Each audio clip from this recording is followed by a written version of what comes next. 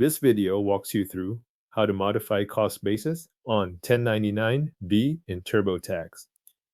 If the cost basis on your Form 1099-B is missing or does not match your records, you can update it while entering the sale in TurboTax. Start by opening TurboTax and signing in to your account. Once you are in, go to the Federal section.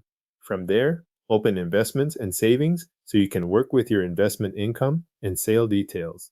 Next, choose Stocks, Bonds, Mutual Funds, followed by the option that includes 1099-B, 3922, and 3921. Continue into the area where TurboTax stores or imports your 1099-B entries. If you have more than one brokerage account listed, make sure you are working in the correct one before moving forward. Now enter your investment sale details and follow the prompts until you reach the sales info screen. This is the part of the interview where TurboTax asks for the information tied to the specific sale reported by your brokerage.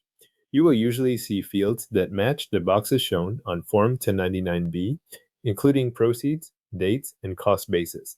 When you arrive at Box 1E, labeled Cost or Other Basis, enter the correct cost basis from your Form 1099-B. If the number shown is already correct, you can leave it as entered. If it is blank or if it does not reflect the amount you need to use, continue to the adjustment option on that same entry. Look for the checkbox that says the cost basis is incorrect or missing on my 1099-B and select it.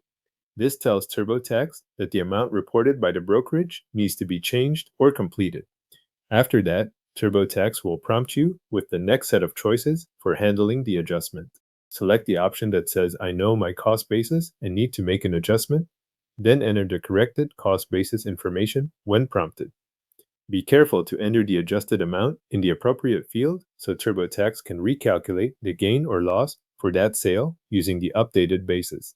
After the change is entered, review the updated gain or loss shown on screen. This helps confirm that TurboTax is now using the revised basis instead of the missing or incorrect figure from the original 1099-B entry. If the result looks right, continue through the remaining questions about that sale. Depending on the transaction, TurboTax may ask for a few final details before moving you back to the broader investment section. Move through the rest of the investment interview until TurboTax accepts the updated entry and returns you to your list of investment sales. At that point, the correction is saved as part of your return and will be included in the tax calculation tied to that transaction. Your 1099-B cost basis has now been updated in TurboTax.